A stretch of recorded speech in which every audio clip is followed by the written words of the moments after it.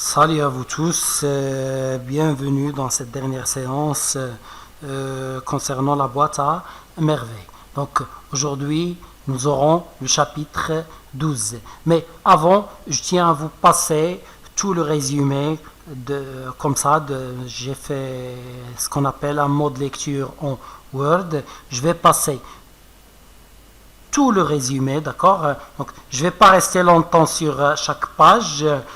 Vous avez la possibilité d'arrêter. J'ai agrandi l'écriture, d'accord, pour que vous puissiez lire très facilement sur écran. Bon, je vais passer, mais vous aurez bien sûr la possibilité, si vous voulez plus tard lire, vous aurez la possibilité d'arrêter la vidéo pour chaque page. Donc, on passe. Voilà. Oui.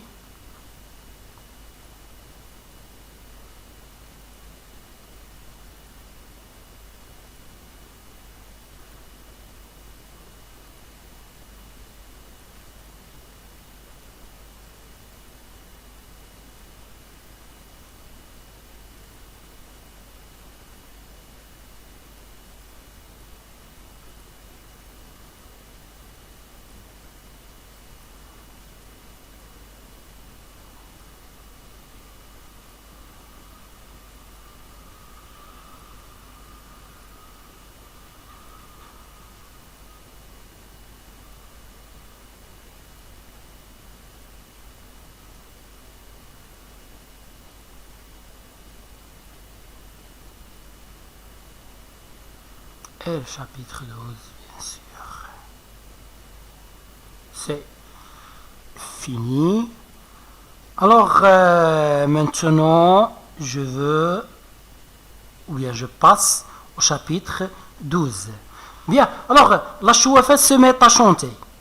Sidi Mohamed pense à la femme pour qui il chanterait et il a le choix entre deux femmes. Il opte pour deux femmes, pour Zohar ou bien Khadija. Khadija, c'est la femme de l'oncle Uthman, Zohar, la voisine de Lella, Aïcha. Et à la fin, il opte pour Zohar, d'accord, parce qu'il trouve Zohar plus belle que Khadija.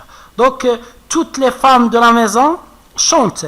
Et regardez, ces chants sont sans contrainte. Chaque femme, oui, les contraintes sont les règles, si vous voulez, d'accord? Donc, ce sont des chants sans règles. Donc, chaque femme chante ce qui lui plaît, comme il lui plaît, avec les mots qui lui plaît, d'accord? Sidi Mohamed, la même chose.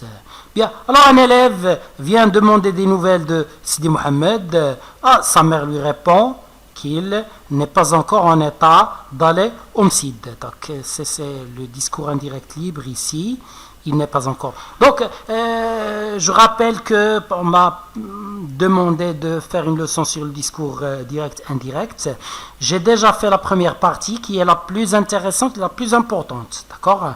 La première partie dans laquelle il y a les changements de personnes, les changements de temps et de lieu. D'accord? Il me restera juste à voir par quoi on remplace les deux points et les guillemets, bien sûr, pour chaque type de phrase. Ça aussi, c'est très important, d'accord? Mais la première partie est bien sûr le gros du discours direct et indirect. Ça a été fait dans cette première partie.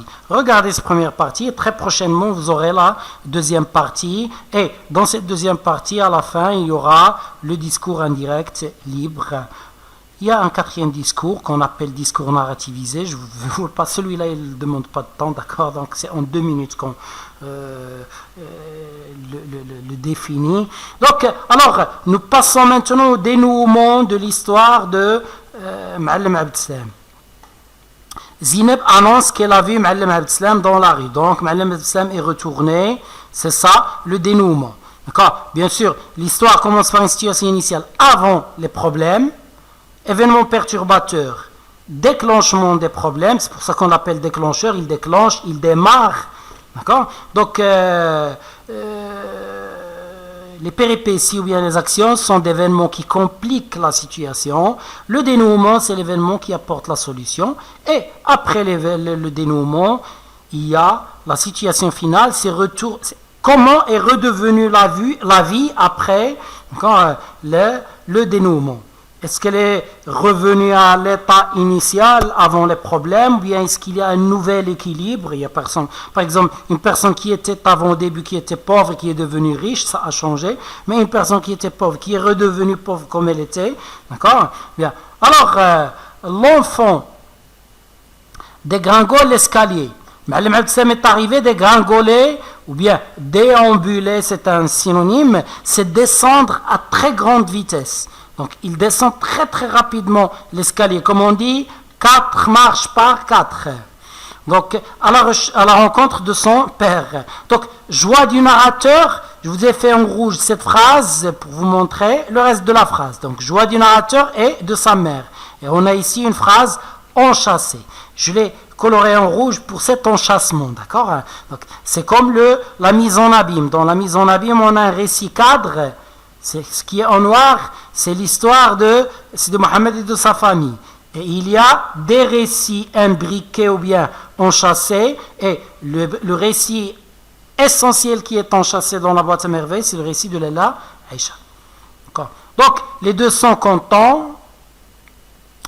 Youyou, donc les youyou, ce sont des cris bien spécifiques aux Marocains surtout, d'accord, qu'on fait lors des mariages, et d'accord, bien sûr, on le fait avec la langue et la bouche. Et vœux, ce sont les souhaits.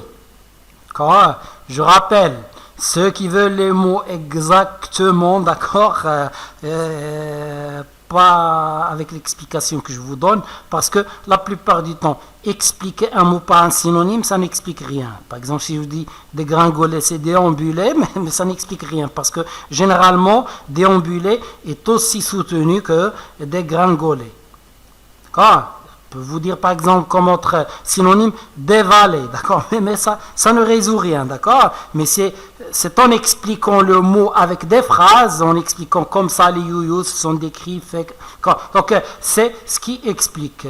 Si je vous dis il descend à très grande vitesse, vous comprenez. Si je vous dis déambuler, dévaler, d'accord, donc mais ça n'explique rien à la fin, d'accord. Bon, visite. Bon, alors les youyous, on félicite la famille, on montre qu'on est content, et Driss Laouad va visiter Ma'alem Abdeslam, il va monter le voir, et il va nous livrer lui aussi le dénouement de l'histoire de Moulay al-Arbi et de sa femme, quand il nous dit que Moulay al-Arbi a divorcé de la fille du coiffeur.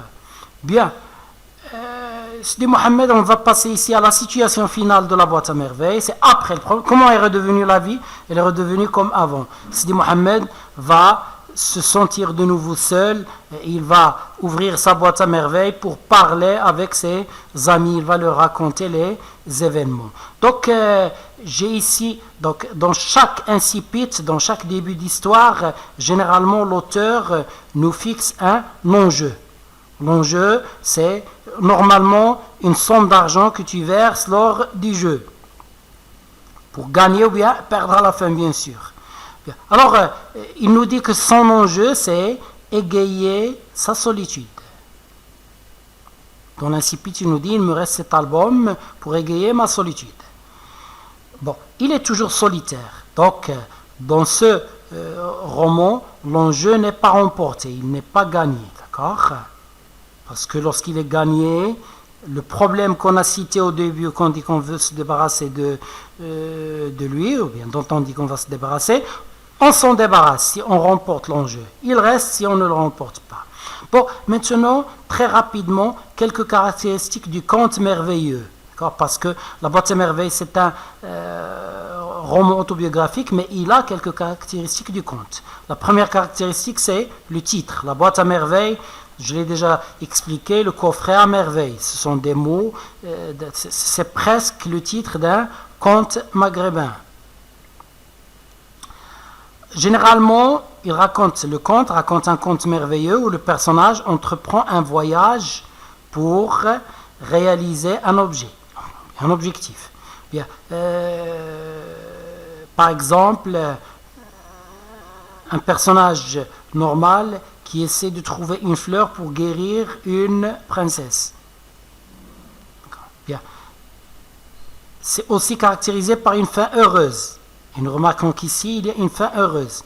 il y a toujours un auxiliaire magique, un outil magique, une épée magique, ou bien un bâton magique, ou bien un moulin magique, ou bien un coffret magique, comme dans le coffret. Ici, le coffret, c'est la boîte à merveilles. Et finalement, oui, donc, je tiens à vous parler de comment Ahmed Sfarewi a réalisé le voyage dans la boîte à merveilles, parce qu'il n'y a pas de vrai voyage. D'accord, il a copié une technique du voyage initiatique. Le voyage initiatique, on le trouve dans le roman d'aventure. D'accord, on trouve un personnage, généralement un enfant. C'est un personnage immature. D'accord, on parle maintenant de la fonction initiatique de la boîte à merveilles. On a parlé de la fonction ethnographique, maintenant la fonction initiatique.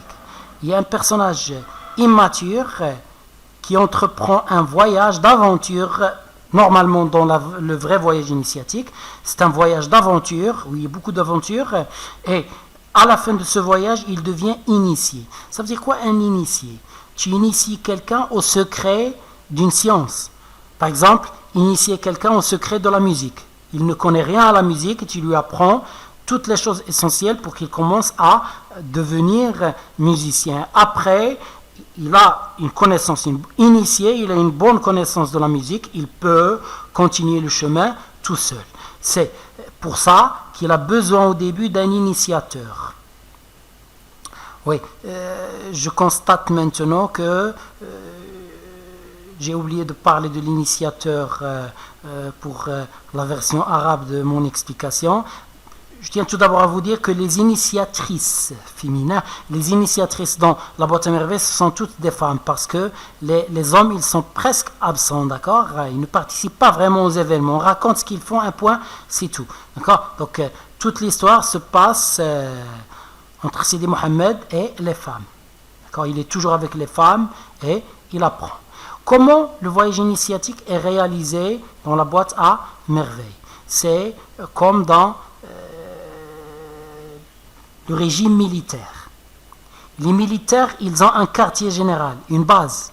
Et ils font des expéditions, des voyages. Donc, par exemple, j'habite à Ben Gurir, il y a une base militaire. Là, le quartier général, ici, c'est la base. Et ils partent. Donc, ces soldats, ils doivent s'entraîner à se battre dans le désert, sur mer, à la forêt, d'accord? Sur mer, il y a les marins, d'accord? Mais à la forêt, dans le désert, à la montagne. Alors, on les emmène dans des expéditions pour ces places pour faire des entraînements, d'accord? Ce sont des expéditions. Là, le quartier général dans le roman de la boîte à merveilles, c'est Dar Chouafa. Et Sidi Mohammed, il fait des expéditions. Chapitre 1, il fait une expédition au Hammam. Il nous raconte. Chapitre 2, une expédition à Sidi Bourel. Il nous raconte. Et aussi, une expédition, si vous voulez, symbolique, pour découvrir des coutumes, des us et coutumes. Il nous parle par exemple ici dans le deuxième chapitre de la matinée à Dar Chouafa, comment se passent les choses au matin, comment s'habille le père, que font les femmes, d'accord, lorsqu'elles se réveillent. Bon, maintenant,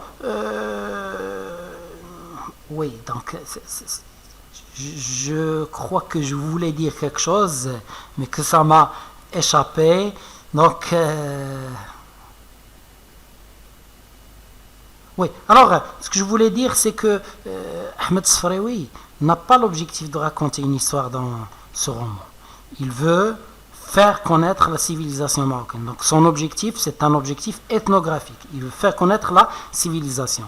Donc, il lance Sidi Mohammed dans des expéditions et le lecteur, c'est le lecteur occidental, européen qui est visé. Sidi Mohammed part dans des expéditions, le lecteur le suit et il commence à connaître la civilisation marocaine. Sidi Mohammed va au hammam, le lecteur le suit, il découvre ce qui se passe au hammam. Ensuite, il découvre ce qui se passe dans la Kissaria, les habitudes, le repas pour les pauvres, d'accord, et toutes ces choses. À la fin, Sidi Mohammed devient initié, on le remarque. Au début, c'est un enfant, mais à la fin, lorsque son père part, il commence à tenir des propos mûrs, des propos qui dépassent son âge. il commence à bien apprendre. Le fki en est fier, donc il commence à s'initier au secret de la vie. Et bien sûr, il commence aussi à connaître Fès, parce que à 6 ans, avant 6 ans, on n'a pas une bonne mémoire. Sa mère peut l'emmener à la Kisaria, mais il ne va pas se rappeler de la Kisaria. Mais à 6 ans, il commence à mémoriser, à enregistrer. Bon, je tiens à vous dire que avec cette leçon, je crois que moi j'ai remporté mon enjeu, mon pari, on dit aussi un pari lorsqu'on parie quelque chose. Donc, mon pari était de vous faire les leçons de la production écrite, parce que c'est sur 10 points, et les leçons des œuvres, parce que c'est sur 7 points.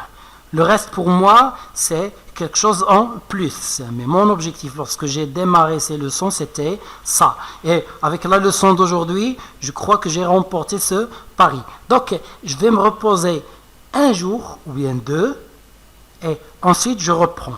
Et la première chose que je vais faire avec vous, je crois, c'est je vais prendre tous les sujets de 2016 et on va faire l'analyse pour déterminer le plan.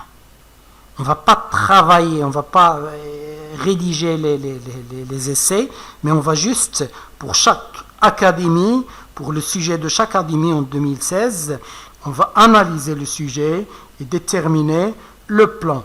Et je peux vous dire dès maintenant que le plan essentiel qu'on a dans, c'est le plan concisif qu'on trouve en plus.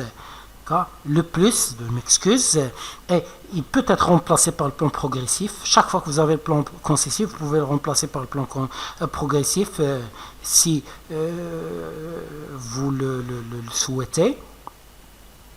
Bien, alors, mais attention, ne jamais viser sur le plan concessif sans comprendre. Sauf si tu analyses le sujet jour de l'examen, tu ne sais vraiment pas comment faire. Alors, tu peux parier sur ce qui est donné le plus, d'accord? Donc, tu pourrais avoir un coup de peau et gagner le gros lot, d'accord? Et tu pourrais perdre, mais déjà tu es perdant, alors tu vas faire un pari, d'accord? Tu vas parier, mais tu ne dois pas le faire juste comme ça, parce que tu peux avoir raison, tu peux ne pas avoir raison. Ça peut être le plan concessif, parce que tu ne peux pas garantir que l'académie où tu te trouves va choisir le plan concessif. Peut-être qu'il y aura un autre plan. Eh bien, au revoir et à la prochaine.